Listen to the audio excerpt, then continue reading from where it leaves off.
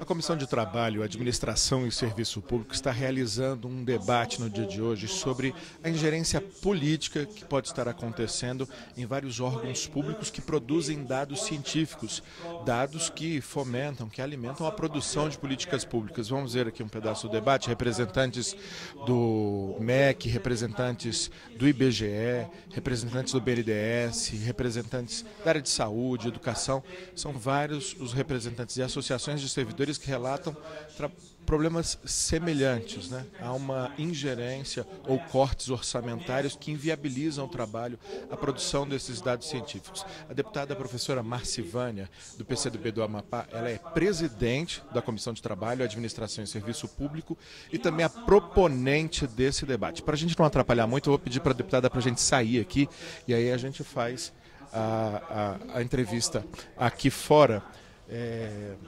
Vou conversando com a deputada que preside essa comissão, ela é representante do PCdoB também, o partido que tem trabalhado essas questões ligadas ao serviço público. Deputada, os relatos, apesar de serem órgãos diferentes, né, órgão, por exemplo, como IBAMA, IBGE, todos relatam situações bastante semelhantes, né, de que o governo teria discordâncias em relação aos dados e aí muda a política de produção desses dados. Né? Exatamente. São órgãos distintos, mas parece que com uma realidade muito parecida nesse governo. A grande preocupação da comissão e que resultou na proposição desse requerimento é de que há ingerência política que está prejudicando certamente a produção de dados científicos e parece que há uma necessidade do governo de fazer com que a população fique desinformada. Eu acho que isso está ficando bastante evidente nas falas dos representantes das associações, representantes desses órgãos. Então, parece que o governo não quer saber de informação porque não quer ter essas informações porque são muito ruins. Na verdade, quando não se tem a informação, não significa que o problema deixa de existir. Ele continua existindo, só que o governo vai ter menos instrumentos para combater esses problemas, para enfrentar esses problemas, no sentido de minimizá-los ou de acabar com eles. Então, foi uma fala, a gente está na quarta ou quinta fala, mas todos nesse sentido de que há um estrangulamento orçamentário desses órgãos, o que prejudica o trabalho desses órgãos, o exemplo do censo, o INEP está falando agora, mas a nossa preocupação é fazer essa audiência pública e depois vamos recorrer ao governo, cobrar do governo. O governo não mandou nenhum representante, mas nós vamos levar esses dados da audiência pública e cobrar do governo, porque isso nunca aconteceu. Acho que a parte técnica desses órgãos sempre foi preservada em todos os governos. Então, eu acho que o Brasil está lidando pela primeira vez, infelizmente, com essa atitude de tentar ingerir politicamente para mudar dados ou para não ter dados ou para mudar os dados. Então, o objetivo da audiência pública é nesse sentido e vamos cobrar do governo. Isso não é admitido, em pleno século XXI, não é admitido que a ciência seja atacada, que a produção científica seja atacada e que a gente tenha a desinformação da população como a consequência disso tudo. Perfeito, muitíssimo obrigado. A deputada precisa voltar para lá, porque como você viu, quase todos os convidados já falaram, fizeram suas exposições iniciais, mas a gente ainda tem participação. Agora eu convidei a primeira a falar nessa audiência pública de hoje, que foi a Dione Conceição de Oliveira, que é representante da Associação dos Servidores do IBGE. A fala dela é muito importante, porque no ano que vem nós temos o censo 2020. E houve uma enorme polêmica em torno de decisões do governo para retirada de perguntas, reduzir o tamanho do questionário, tanto o questionário básico aplicado para todos os domicílios brasileiros, como o questionário amostral, que é aquele que é feito apenas de uma parcela da população, um pouco mais complexo, e isso tem sido objeto de resistência por parte dos servidores, porque, segundo eles, há uma perda da qualidade. Me chamou a atenção, Conceição, muito obrigado por vir falar conosco, uma das mudanças que foram feitas, você mencionou várias, uma delas que me chamou a atenção foi, por exemplo, a retirada do preço do aluguel, né? A princípio a gente pensa, bom, o preço do aluguel talvez não tenha tanta importância, mas a partir de informações como essa, há outros cálculos que são feitos, você mencionou o déficit habitacional, que no Brasil é enorme, e políticas públicas precisam ser feitas para atacar esse problema. Você pode dar mais exemplos e falar sobre essas questões que envolvem a disputa técnica envolvendo os servidores e a diretoria?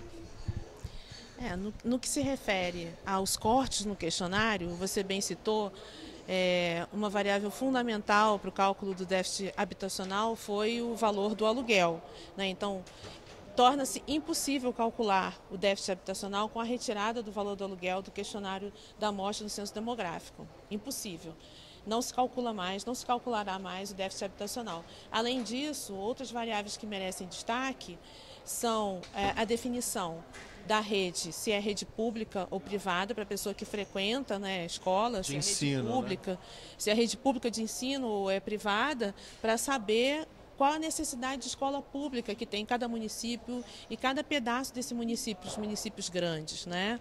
Então, são informações que são insubstituíveis, na verdade, né? Além disso, a renda domiciliar, que foi uma variável fundamental no censo de 2010 para que se localizassem os bolsões de pobreza, né, onde tem necessidade de benefícios. O que mudou é que nesse censo não vai ser a renda domiciliar, mas a renda do chamado chefe da família, né? Uma coisa que cada vez existe menos, né? As famílias cada vez menos têm um chefe.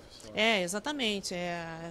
A responsabilidade compartilhada, ela existe, né? Na verdade, ela representa pouco, né, a renda do domicílio como um todo, né? Isso é um problema porque você não vai identificar exatamente a necessidade de mais renda nesses domicílios. E você mencionou que nos testes que foram feitos com esses questionários, ele ser maior ou menor não gerou nenhum abandono do questionário, que era uma preocupação do governo, e também não teria gerado barateamento no que vocês avaliaram. Isso não foi detectado nos testes realizados, tanto na prova piloto 1 quanto na prova piloto 2, o que seria um motivo para reduzir o questionário. Né? Perfeito. Muito obrigado, Johnny. Está aqui uma das falas. É importante ressaltar, a deputada Marcivânia fez essa menção, os representantes do governo foram convidados também para darem as suas versões a respeito desse assunto, contrapor a versão dos servidores com a versão do governo, mas o governo não enviou os representantes que foram convidados. Eu convidei também o Vitor Sarno, que é representante da Associação dos Servidores do IBAMA, né? Azibama, e a gente, num momento que está vivendo, né, com dificuldade de fiscalização, que gera os casos cada vez mais constantes de incêndios, a priori criminosos na Amazônia, e se questionam também dados relativos a esse desmatamento. O governo, durante vários momentos, questionou, né, os dados do INPE, os dados de toda a cadeia que cuida da questão ambiental.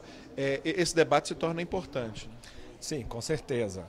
Nós estamos aqui representando servidores do IBAMA, do Instituto Chico Mendes, do Ministério do Meio Ambiente, do Serviço Florestal Brasileiro, para justamente denunciar que todos os ataques que foram feitos desde o ano passado, e principalmente esse ano, pelo próprio presidente da República, que nomeou um antiministro ambiental, né, e que acusam os órgãos ambientais, os servidores desses órgãos, ONGs, enfim, indiscriminadamente, né, com fake news inclusive, atacando a política ambiental que foi construída durante décadas. Então todo esse ambiente criou uma situação muito favorável para que os criminosos se sentissem à vontade de desmatar e, posteriormente, inclusive, tocar fogo nessa dimensão. Há, inclusive, uma investigação em curso sobre a articulação desses criminosos no dia do fogo, que teria sido dia 10 de agosto, que eles teriam combinado que nesse dia iriam colocar fogo em vastas áreas e que isso foge, obviamente, ao controle. E é importante dizer também que no caso da Amazônia, ao contrário, por exemplo, do Cerrado, a possibilidade de incêndios dessa proporção, espontâneos, ocasionais, eventuais, por episódio da natureza, como raio, etc., é praticamente zero. Foi mencionado por um dos participantes e ficou claro durante as exposições que mesmo os órgãos sendo de áreas completamente díspares, como por exemplo o BNDES, o IBAMA, o INEP, o Ministério da Saúde, o IBGE, parece haver uma postura muito semelhante dos gestores de questionamento dos dados, alegando que haveria uma ideologia na produção desses dados. Você, inclusive, usa uma camiseta mencionando que a sua ideologia é a floresta em pé e outras questões relativas à área ambiental. Parece haver um problema um pouco sistêmico a sensação que deu ouvindo as falas de todos. Há por parte dos servidores alguma articulação, me parece ter sido mencionada, para questionar a postura do governo conjuntamente? Claro, os servidores eles não estão sozinhos, né? Cada servidor, cada área, ele tem suas associações, mas nós também estamos articulando várias associações, sindicatos e servidores para juntos trocarmos experiência, nos fortalecermos, porque a gente está vendo que é uma atitude ampla, assim, transversal, sistêmica em todos os órgãos, né, de questionamento de conhecimento científico, né, de falsas acusações, de mentiras que são colocadas, e isso está sendo o desmonte também é uma coisa absolutamente comum a vários órgãos, várias instituições. Parece que o governo ele não quer construir nada, ele só quer destruir. E o próprio presidente da República, inclusive, já falou isso algumas vezes, né? De que esse governo dele já ficaria muito satisfeito se ele destruísse o que ele acha que é uma herança maldita ou todo o mal que veio de governos anteriores. Mas para construir, realmente, a gente não viu nada ainda desse governo. Perfeito. Muito obrigado, Vitor Sarno, representante da Associação dos Servidores do IBAMA. Lembro você que outros servidores públicos estão participando dessa audiência pública. Nosso papel no jornalismo é ouvir os vários lados envolvidos nessa questão, mas infelizmente, como eu já mencionei, o governo não enviou para a audiência pública os representantes dos órgãos que estão sendo questionados, e aí o debate fica um pouco assim desequilibrado. É normal que aconteça, a gente busca reequilibrar, né, o debate, trazendo ao longo da nossa cobertura como um todo os vários posicionamentos a respeito desse assunto. Hoje de manhã, por exemplo, tivemos da Comissão de Constituição e Justiça um debate sobre ativismo judicial, que teve majoritariamente também um lado criticando a postura do Supremo Tribunal Federal, mas a gente busca equilibrar, portanto, a nossa cobertura no conjunto da cobertura. E para isso, para que você tenha as várias vozes que se manifestam aqui no Congresso Nacional sendo ouvidas, eu te convido a assinar o nosso canal, o canal da Câmara dos Deputados no YouTube, inclusive apertar o sininho, acionar o sininho ali para que você saiba de todas as nossas transmissões, de todas as nossas gravações e tenha aí um panorama completo de como o seu representante se comporta aqui no Parlamento, né? Nossa democracia representativa. A qualquer momento tem mais informação, daqui a pouquinho inclusive volto à Comissão de Constituição e Justiça, porque lá está se debatendo também uma mudança no que diz respeito à política indigenista brasileira, se os índios vão poder ou não, indiretamente ou diretamente, atuar na produção agrícola, na produção mineral em suas terras. Daqui a pouco tem mais.